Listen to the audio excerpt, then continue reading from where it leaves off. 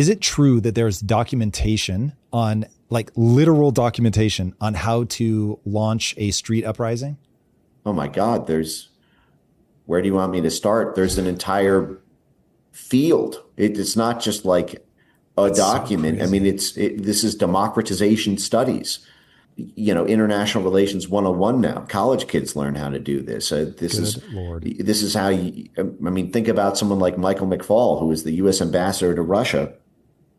He spent 30 years at Stanford working on the body of work, the playbook on how to do it, the sequencing of events, all the different levers within a society you need to control in order to have it successfully play out. These models are constantly updated for emerging technologies like social media, for emerging laws and counter attempts by a government to resist a color revolution, like NGO transparency laws and the like. It's a huge field, and it started off in the 1950s, right in tandem with the construction of the intelligence apparatus in our country. I mean, really, it all goes back to they all call themselves scholars and academics in order to try to, I always say you can't spell academia without CIA, but the fact is Gene Sharp This is was so dark.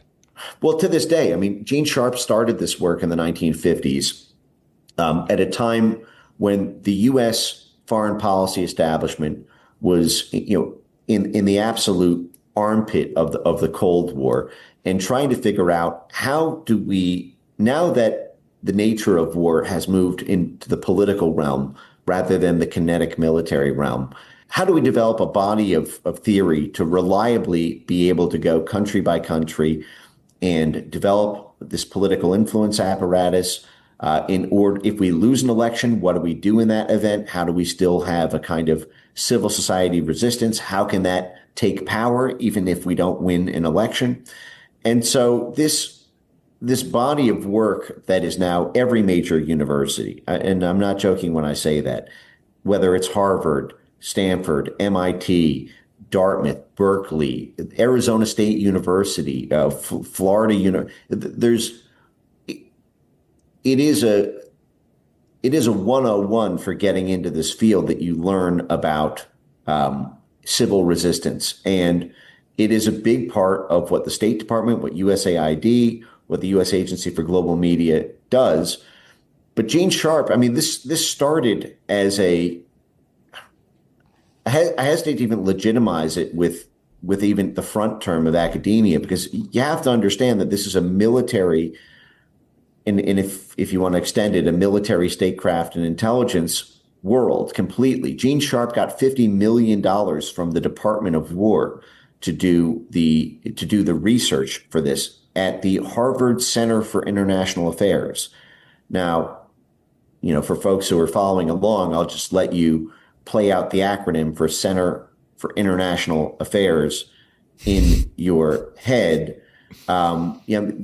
This is like right in your face. I mean, this is the Harvard CIA, which was created by Henry Kissinger, who was the National Security Advisor and Secretary of State, recruited Gene Sharp. They got $50 million from the Department of War, and not just from the Department of War, but from the Psychological Operations Center of it, in order to build the body of work for how groups that were supported by the U.S. State Department could leverage influence of a minority of the population to do bottom-up rather than top-down revolutions. Because prior to World War II, the way you did coups was primarily through the military. What you would do is the State Department, this is before we had a CIA, but the British would do this. The UK Foreign Office would work with, military generals, or the U.S. War Department would work with military generals, police, security forces. And because the guys with guns had a monopoly on violence, the way to do coups was always top down. You would work with the generals, the police, and then you would simply have a military takeover of the country, and then you would have an interim head of state, and then you would try to kind of roll out democracy in a managed way in these vassal state countries. But as it became apparent that you could actually not just have top-down revolutions, but you could have bottom-up revolutions, it turns out there's something that's effectively the same as a military if you get it big enough, and that's a paramilitary. As the U.S. military paradigm moved into what they called small wars, rather than big World War II style things, the CIA, the State Department, USAID, they were all working with hillside guerrilla groups in Cambodia and Laos and Vietnam, or Chile or Colombia, and what they found is actually, if you get a big enough crowd, it's basically like a military. If the mob is so big that the police can't take it on, or if the police end up shooting someone in the crowd, the mob will just kill the police. They're bigger. They outnumber them. In many respects, in many cases, they're armed, or they've got kind of small arms, or they've got bulldozers or Molotov cocktails, or and a certain quotient of the police or military on their side as well. Then you can do a bottom-up, so-called people-powered revolution. And the magic behind that was essentially winning enough hearts and minds through the media to accuse the democratically elected leader of being illegitimate or corrupt, mixed with cash, essentially these groups being funded to do it through USAID or the State Department, or flow through entities like the National Endowment for Democracy or the U.S. Institute of Peace. But it's an enormous body of work. It's democratization studies, it's civil resistance. It goes by any number of names, but you can get a comfortable job at a U.S. university, any U.S. university, or even law school, teaching that field to young aspiring coup plotters. Now, have we ever run the coup playbook against ourselves? Absolutely. There was a group specifically dedicated to do it by a professor in the field who was also number 3 at the Pentagon. It's called the Transition Integrity Project in 2020. Transition is one of these watchwords. Transition means we're going to overthrow your government. Transition, we call it a democratic transition. That is when we don't like the government that's in power, and so we are going to transition it to a new government. And in 2020, a group was set up called the Transition Integrity Project. It was run by Rosa Brooks, who was a very, very high-ranking Pentagon official for the Obama administration. Not to put too fine a point on it, but she wrote a book in 2016 called How Everything Became War and the Military Became Everything. Whoa. And basically on her experiences on how the military can take over the civil society space, and all the different examples of how, the military would fund operas in Eastern Europe to influence hearts and minds. And this is, everything, whether it's media, operas, art murals, graffiti, dance festivals. And you see this now. I mean, there's a big scuffle at South by Southwest, I think in 2023 or 2020. Yeah, I think it was 2023. The Pentagon became one of the biggest funders of music festivals like South by Southwest. Were they doing that to control like what bands, or I don't understand? Well, essentially, now this has been going on for a very, very long time. Music is, and not to detour too hard into this, but the arts and cultural space is a big part of hearts and minds and culture control. And politics is downstream of culture. This is how you see. Yes, but are they literally like becoming A&R executives? Like, how does this? Because one thing I want to understand is, okay, this has been used against us then as recently as 2020. This is very recent. So what do they actually do? Like, how much of this is AstroTurf? I hear so many conspiracy theories, and most of it sound like total BS to me. But what was the actual playbook run on us? Well, so we sort of 2 open threads right now. One of them is this 2020 Transition Integrity Project. And I want to get deeper into that. To immediately answer kind of like how the playbook works in something like the music industry, I can give you some great specific examples, and I can talk about the general structure of it. I'll give you some specific ones. So every year, we as taxpayers give about $350 million to a group called the National Endowment for Democracy. That funding is from us as taxpayers to the Treasury, to the State Department, to NED, the National Endowment for Democracy. The National Endowment for Democracy was created in 1983 by the Reagan administration as a response to the Democrats in the late 1970s severing many of the powers of the Central Intelligence Agency. When the Church Committee and Pike Committee hearings of 75 and 76 ended up revealing the CIA was manipulating domestic politics in order to stop the left-wing anti-Vietnam War movement, Democrats reacted very heavily against the CIA. They hated the CIA in the late 70s, early 80s. Jimmy Carter rode to power on the back of that scandal.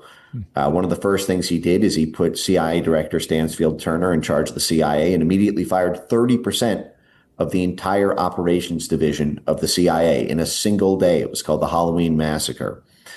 Then in 1979, the U.S. lost control over Iran with the Iranian Revolution. The national security state blamed that on having a weak CIA who could have stopped that coup from happening in Iran. Ronald Reagan wins the presidency, wants to give the CIA their old powers back, but has a problem, which is that the Democrats controlled Congress at the time. They controlled the House of Representatives. And so through the executive branch, he establishes the National Endowment for Democracy, in the words of its founder, Carl Gershman, who he told, I believe it was the Washington Post in 1986, Democrat groups around the world used to get in trouble when they were seen as being subsidized by the CIA. We have not had the power to do that in a long time. That is why the endowment was created. So literally, you have a direct quote from the founder of the group that they were set up to fund the groups, that it would be too embarrassing to the group or too scandalizing to a group if the money came from the CIA. The idea for the National Endowment for Democracy came from the CIA. It came from William Casey and one of his right-hand man guys, Raymond Green, who had worked in the Propaganda and Disinformation Bureau of the CIA for 30 years, who went on to directly draft the legislation establishing the National Endowment for Democracy. The CIA gets a copy of every single grant the National Endowment for Democracy makes. We don't get any transparency over that. So even though it's an NGO that's supposed to be working overtly on philanthropic work, it's a complete intelligence operation. The Biden State Department actually signed this stealth agreement with NED that every single one of their grants is under a total blanket sensitivity. So it's even more secret than the CIA in the sense that even Tulsi Gabbard can't just demand access to it because technically it's not classified. So it can't just be immediately unclassified. It's got this sensitivity blanket that if any of the oversight organs know, then everyone involved in these programs could die because it would put them at such risk to know they're being sponsored by this group that's effectively more secret than the CIA itself. In fact, the Washington Post in the 1990s, when CIA Director Bob Gates was up for confirmation, the Washington Post wrote an article saying we don't even need to confirm a CIA director this year because we have the National Endowment for Democracy, and it's everything the CIA wants to be and more. Well, they have 4 cores at NED, the way it's structured operationally. They have a Republican branch called the IRI. Basically, everyone who wants to run for president has to go through the IRI. John McCain ran IRI for 25 years. Mitt Romney has been on the board of IRI for 15 years. Marco Rubio won the 2024 Man of the Year for IRI. Trump was the only Republican in the past 25 years who was not on the board or running IRI. And this just goes to show how closely the CIA has effectively vetted presidents. There's a Democrat branch called the NDI. Hunter Biden was on the chairman's the chairman's advisory board of NDI. Make of that what you will. But the chairman of the NDI was Madeleine Albright, who was the Secretary of State. So again, you have this State Department CIA nexus. But the other 2 cores are the Center for International Private Enterprise for the CIA and Chamber of Commerce, and the Solidarity Center for the CIA and unions. They also have a media arm to control media. Ned does. It's called the Center for International Media Assistance. This is yet another one of these CIA control over media vectors. But just to come back to this music thing, we overthrew the government of Bangladesh in 2024. The Biden administration did. There had been a big beef between the Democrats and the Prime Minister of Bangladesh over a number of issues: military base in the region, petroleum. Hillary Clinton, at one point when she was Secretary of State, threatened to have the IRS go after the Prime Minister's son who was living in the U.S. But the Biden State Department was losing hearts and minds in Bangladesh. They lost the last two elections, and the State Department had correspondence with the National Endowment for Democracy about what to do about it. After the loss, I believe it was in 2021, 2022, the elections there, the State Department worked with one of their NGO CIA cutouts, the National Endowment for Democracy, about what could be done in Bangladesh, because despite running all this money into the opposition, they still got crushed in the election. And what was proposed was a destabilization campaign instead of trying to win the vote, trying to organize a color revolution to get people in the streets and to destabilize the country in order to essentially break it and induce a crisis. And one of the ways they did that was through funding not just students and universities and all of the different cleavages in Bangladesh society who felt disaffected. For example, Ned, with State Department money, sponsored transgender dance festivals, really went after like the LGBT population, went after as women a way who felt, to spark division. Yes, as a way to do street protests and to create an international human rights outcry, as a way to break down society, and so that they wouldn't just have an ordinary vote. It would be chaos. It'd be destabilized. And this is what happens if you can't win an election under stable conditions, induce a crisis, things break, and then there's movement. And then sometimes you can just overthrow the government, like was done in Ukraine and like what was done in Bangladesh. The prime minister had to evacuate the country because, once again, the CIA-backed mobs surrounded the parliament building and then just took power. But within those documents that were produced by the investigative outlet, the Gray Zone, who had a whistleblower at IRI, the Ned Republican branch, it was amazing what turned up. The CIA, through IRI, was funding Bangladesh rap and hip hop groups to sponsor musical and hip hop anthems targeted at young people, unemployed people, disaffected youth, to take to the streets and to sow distrust in the Bangladesh government. In fact, this was in the baseline assessment report of IRI to the State Department. They bragged about this. They had columns for all the different grants and what they were doing.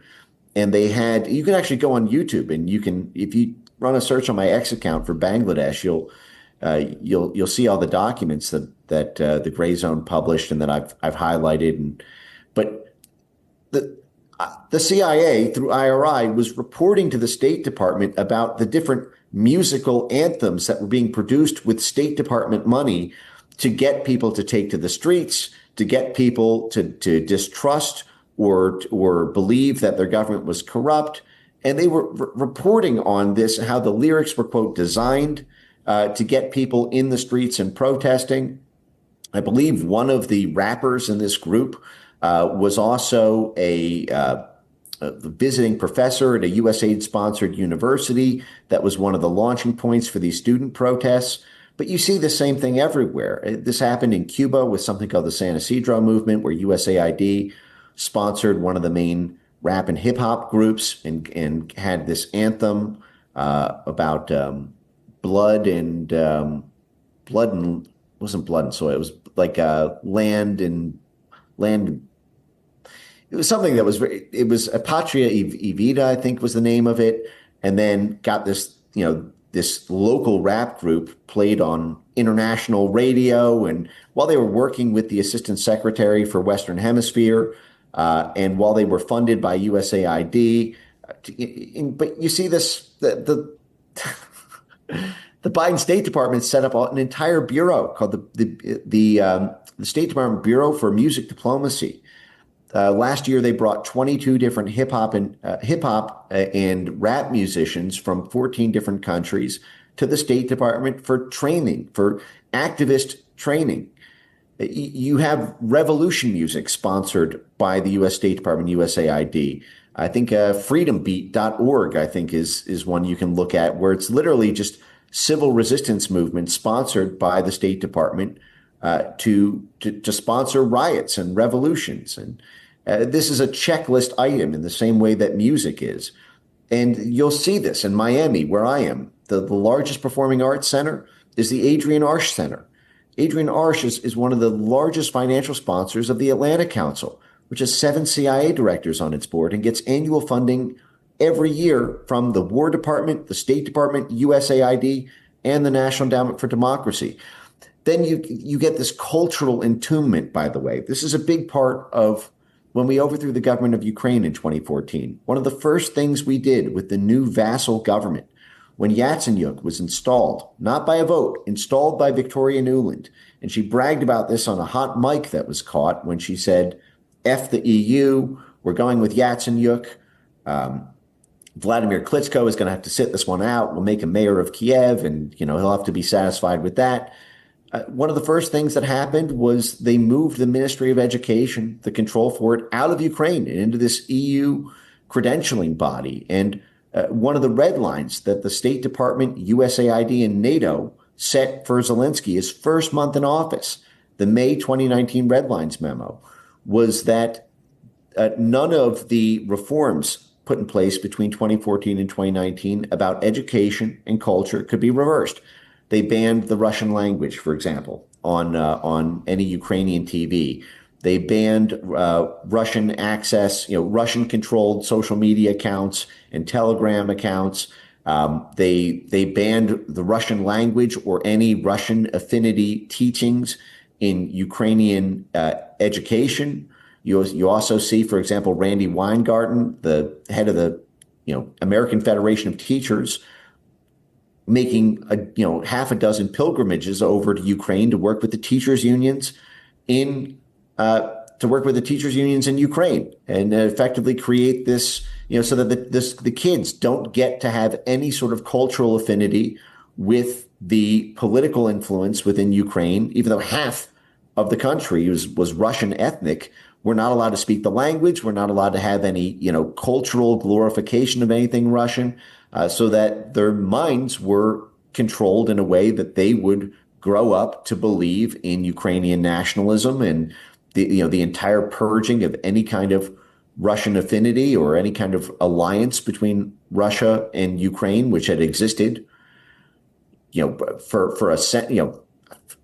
back to the Crimean War in the 1800s. I mean, going back forever, but completely purged because the CIA ran a coup in 2014 and they didn't want mean reversion after the Crimea referendum in 2014. But you see this everywhere. And it's full spectrum. It's the media, it's the teachers. In fact, the CIA was busted funding our own teachers unions in the US through something called the Vernon Fund, which the CIA would later confess was a CIA front philanthropy that gave $1 million to the National Education Association.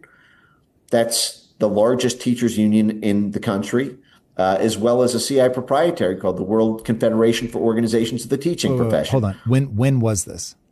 This is the 1960s, 1966 okay. Jesus, to 68. Man. Okay, so let me put a bow on this and see if I'm tracking this accurately. So, dear public, if you can hear my voice right now, what Mike Benz has just told us is that the right way to view all of these things is that warfare is no longer kinetic, at least if we can avoid it.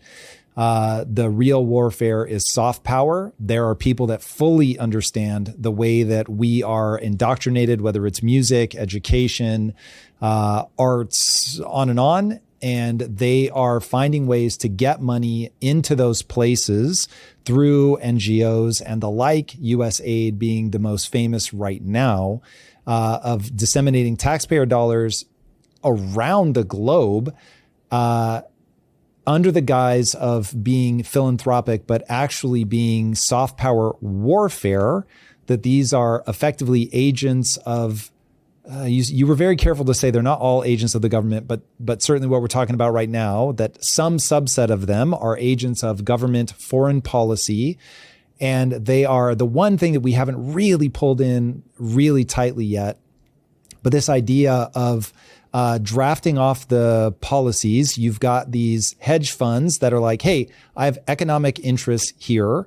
And the reason I don't think we've quite pulled that one in yet is you'll say we lost an election or we won an election, but we haven't defined exactly what that means. Like who, the blob, like who's considering it to be a win or a loss?